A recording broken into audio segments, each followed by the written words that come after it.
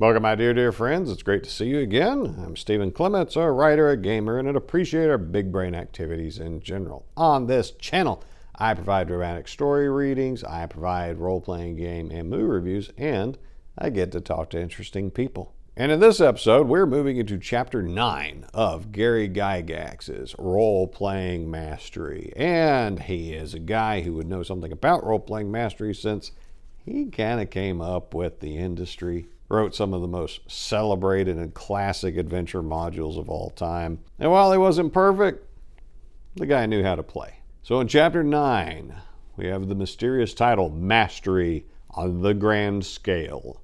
Mastery of role-playing games is, to some extent, a matter of degree. One can be a master player within the scope of a campaign or in the larger field of the game system upon which it is based. At the other end of the scale, one can excel in bringing enjoyment to the players and the game master that he has shown mastery of the spirit behind all role-playing games, which is entertainment through group activity. Mastery is expressed as advancing the enjoyment of the group through creative input to the campaign, with its greater application being expressed by contribution to other campaigns or to the game system itself. The various sorts of mastery are certainly worthwhile.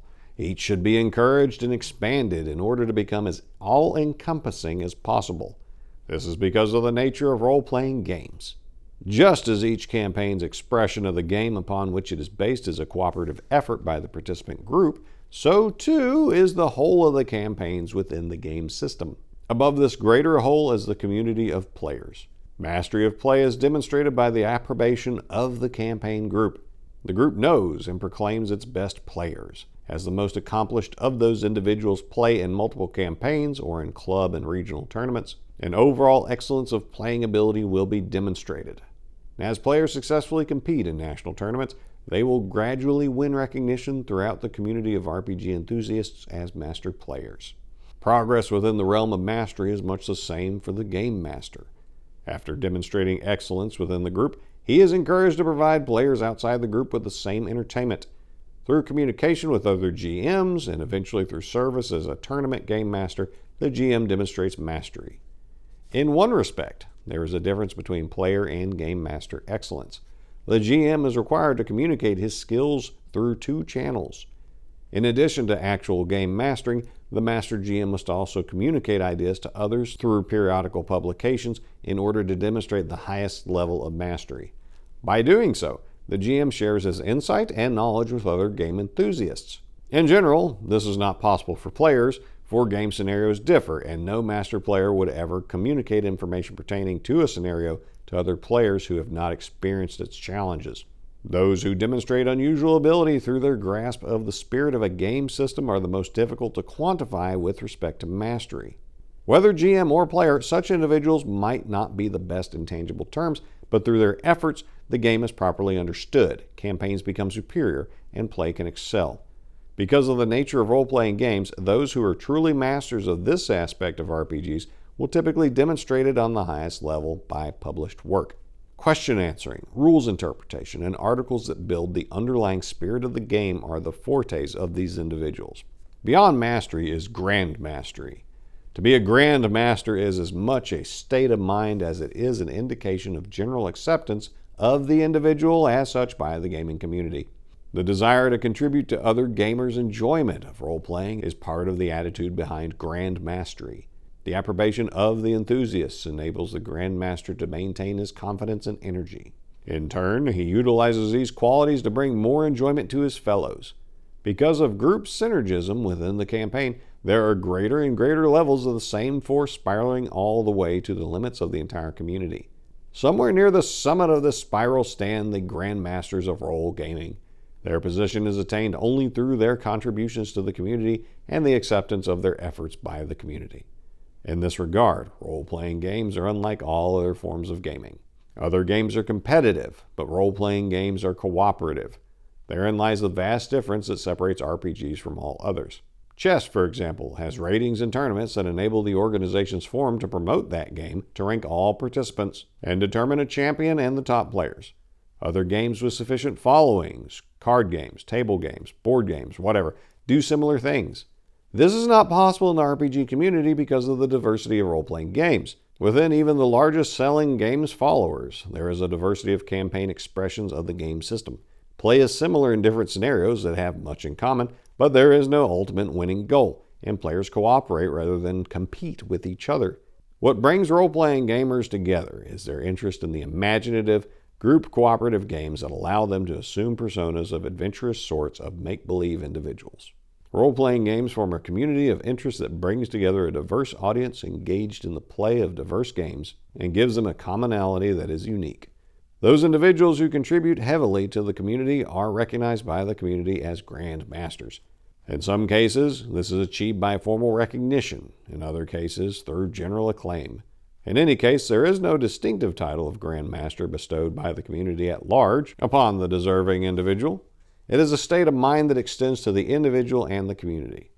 Furthermore, the status is more the result of a popularity or opinion poll than a ranking system. Nonetheless, it is a status that is desirable and most worthwhile. You might wonder if the Grand Master is as imaginary as the adventures in make-believe that role-playing games provide.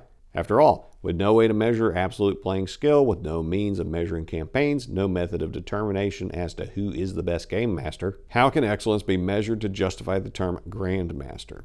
Wouldn't it be fair to say that this concept is nothing more than a conceit? The answer to that last question is straightforward and negative. There are thousands of RPG enthusiasts who would have it otherwise. The status is, after all, conferred only through their recognition. The Grand Master Player. It is necessary to discuss the Grand Master Player before going on to what makes a Grand Master in all respects. The Grand Master Player is the commensurate RPG participant. He, along with a group of expert or better players, will soon have the best of game masters with the most difficult of scenarios on the proverbial ropes. At the same time, if the play isn't of tournament sort, this individual will assist the GM in whatever methods are best suited to allow all the other participants to have maximum enjoyment within the limits imposed by the game and its campaign expression. The Grand Master Player will, for instance, plan for a play session and stretch it far beyond the scope that the Game Master envisioned by judicious selection of resources available to the PCs and their most conservative and efficient use. The PC group will range far beyond the expected limits and achieve ends and rewards not anticipated by the GM. They actually wear down the GM and take him unawares, unprepared, because of the ability of the Grand Master within their team. A Grand Master player has such a thorough understanding and appreciation of his PC and the character's niche within the game environment that he can often perceive possibilities and opportunities that escape the notice of the GM until the Grand Master player begins to take advantage of them. The role-playing aspect of the activity enables the Grand Master player to keep the play from becoming unmanageable. At some point, the best of game masters must react to protect the campaign, and if it is being ravaged by PCs, then they will be dealt with harshly in game terms. Some adversary in the game will strip the PCs of power or eliminate them entirely. The Grand Master knows the limits and the methods of play that will enable the GM to escape the situation gracefully, as it were. The session becomes a legendary fate, something to be told of in tales of gaming excellence, and this reflects well on the GM. Even master players will not recognize the manipulation. The Grand Master Game Master will, and he will appreciate it, as will other Grand Master players. The Grand Master uses his wealth of knowledge and skill to bring great excitement into the campaign, to broaden the vistas it presents, and to save sessions from disastrous results such as character death or excessive events that threaten the campaign's viability. Because he understands the purpose of the game and the scope of its campaign expression, he does not abuse his ability to gain at the expense of the group. The Grand Master player will also be recognized by another area of activity. Grand Master players are interested in the higher level of play, so they will enter tournaments. Tournament play enables them to test themselves against the best of scenarios presented by the Master GMs and with a variety of other players ranging from rank amateurs to other Grand Masters. Over the course of time, certain individuals emerge as Grand Master players. They consistently enter tournaments and just as consistently place among the finalists in these tournaments. In general, the knowledge of just who these persons are is limited to the core of active RPG enthusiasts. But this in no way detracts from the recognition. Grandmaster players are in a category all by themselves. It is the diversity of games played throughout the hobby that prevents them from receiving formal recognition throughout the whole community. The whole pursuit is yet in its infancy, however, and it is to be hoped that this situation will be rectified in due course. Grandmaster GMs. Grandmaster GMs are known by their overall participation in the community.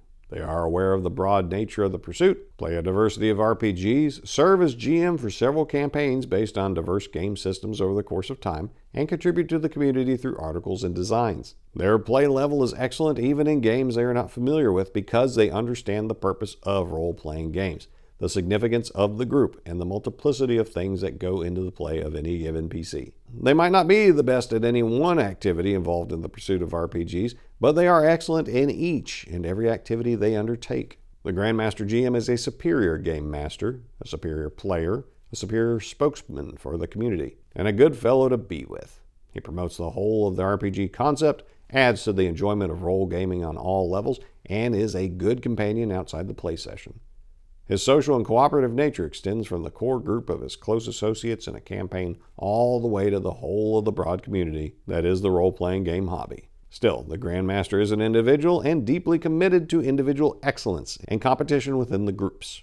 Individual excellence of a cooperative sort contributes to the overall good of the group, but at the same time it allows the individual to gain personally. The enjoyment is part of the reward gained, and so is the recognition given for the effort he has put forth. In this regard, activity in the role-playing game hobby can be likened to the American free enterprise business system. That concept and other applications of role-playing are not within the scope of this work, but the reader is advised to think about these parallels carefully. To contrast and compare the Master GM with the Grand Master GM, one need only examine the degree of activity and level of success attained to determine the criteria that place one above the other. All that which goes into the making of the Master is part of the Grand Master.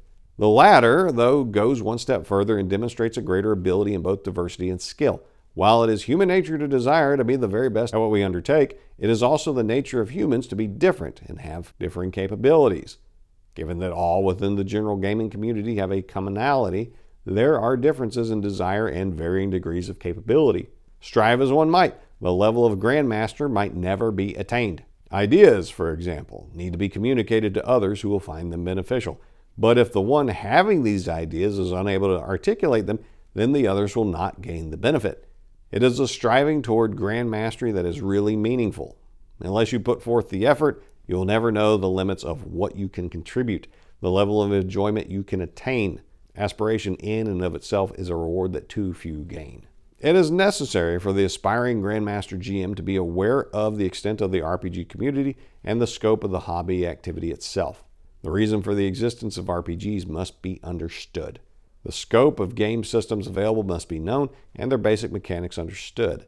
The means of communication through the community must be familiar to the aspiring Grandmaster, and he must use them for the benefit of the community. Similarly, he will take part in the activities of the community to enhance the whole, local, regional, and national convention attendance, membership in local, regional, and national RPG organizations, participation in tournaments as player or game master. Last, he will support the community through active promotion of role-playing games as a desirable pursuit, thus bringing in new enthusiasts, enhancing the image of the activity in the eyes of the public, and even defending it against unwarranted attacks by those who might view it as something other than what it is. Just as a striving toward mastery is aimed at bringing the individual greater satisfaction, so too the aspiration toward grand mastery evidences a desire to gain the utmost from the pursuit of role-playing games. Because the desire itself gains satisfaction for the individual, and those who game with him are rewarded as well, the pursuit of excellence is meritorious in and of itself. Success is simply icing on top of the cake of enjoyment. To know that you have brought enjoyment and fun to your friends is gratifying. To extend this to a larger group is more satisfying still, both to the individual who accomplishes it and to those who participated with the individual. Thus, the final measure of grand mastery is twofold. The first mark is the degree and longevity of enjoyment that was furnished. The second is the number of individuals to whom the enjoyment was furnished. What begins as a self-centered desire for entertainment alters to become a group-oriented sharing of enjoyment. The greater the understanding of the group nature of the pursuit and the higher the degree of effort to satisfy group and individual needs, the greater the degree of mastery.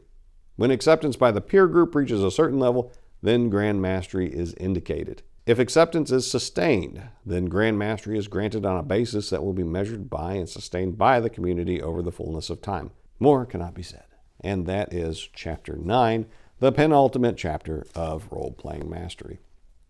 So, to the folks who want to hate on Gary for being some fossil that's outdated, he talked about diversity of players and games. early in this chapter, so you don't even know what you're criticizing about the guy. He was accepting towards all kinds of players, all kinds of methods of gaming. So if you think he was some intolerant bigot, go screw yourself. I'm the intolerant bigot, not him. And so Grand Mastery, it took me a while to wrap my head around this because we've been talking about what makes a master player and what makes a master GM. And so my take on those are players and GMs that are dedicated to improving their skills to where they're the best that they can be at their task. So they are folks that you always want to game with. They're always ready to try something new, and they're almost always going to show you a good time, unless they have an off day, because everybody has an off day. And apparently Gary could have off days, because I've seen some griping about how he would be really petty in certain games. So he wasn't immune to this, and he wasn't perfect at all times. So if you're the kind of person that people think about in the gaming context and say, the boy could play, or that chick is awesome to have at the table, if you get a chance to play with this person, you absolutely should every time. I think you're pretty much hitting the mastery level, but he's talking about grand mastery. And the way I conceive of it is that you take the person that you would always want to game with if given the option, who's done all the steps to make themselves into a master of their craft of playing or GMing, hopefully both. And then you tack on kind of an evangelist role, someone who is making the pie bigger, someone who is bringing more people into the game. Somebody by their force of personality or presentation skills is materially improving the community as a whole. So I'm going to speculate a little bit as to who that might be in the modern era. Obviously, back in the day, Gary Gygax, probably one of those people, because none of us would be gaming had he not done what he did or been as tireless in doing so. Even when he got ousted and was left in the wilderness before his reputation enjoyed the renaissance that it currently is, he was still at it, he was still gaming, he was still writing, he was still playing. He never gave up on it till he died. And you can see the legions of people all around the world that he inspired. There's even memorial conventions to him, at least 2 that I can think of. And there's a Gary Gygax Day dedicated to him. So that is clearly a grand master. Again, was he always perfect? No. But his contributions are undeniable. So who in the modern context might be that person? Well, considering the evangelist aspect of it and the reputed quality of the gaming experience that they've provided to people, I guess the cast of Critical Role would be it. Now, I've never gamed with Matt Mercer, but he does game with legit folks that I've met at conventions, and they say it's a great time. I've never watched his show. Maybe it's amazing, maybe it's not. But I've heard it's amazing, and frankly, I've never heard any real criticisms of him, so it seems like he has that it factor. And objectively, he made the pie bigger. He attracted a lot of folks who had never heard about gaming before, but they saw what fun they were having and what a slick production they had, what an awesome game was going on, and they decided to try it for the first time. So that's definitely good, because you never know which of those turned into a master player or a master GM at some point in the future. So I'm curious who you think might fit this bill. Would it be people like Kelsey Dion of Shadow Dark fame, because I hear that she's a legit game master and a legit player, in addition to putting out a very well-regarded system that I still haven't read. And that seems to be a driving force in focusing some of the efforts of the non-D&D 5th edition, now with 100% more gay and binary product that Hasbro insists on putting out, which I think that's kind of ironic that the OSR gets typecast and ridiculed as being a bunch of intolerant old bigots. And yet, Kelsey Dion, maybe the most important modern creator we got going here. Kind of shows the ignorance of the people making the allegations, huh? And I'm wondering about who else is evangelizing and making the pie bigger. Now, there's plenty of folks I could name right now that are master GMs, master players. But what do you think? Drop your thoughts in the comments. I love reading them, and I would like to see if there's any Grandmaster players or Grandmaster GMs that are inspiring you. Maybe I'll interview them in the future. So, my dear friends, that's what I got for now. And until next time, I wish you nothing but the best.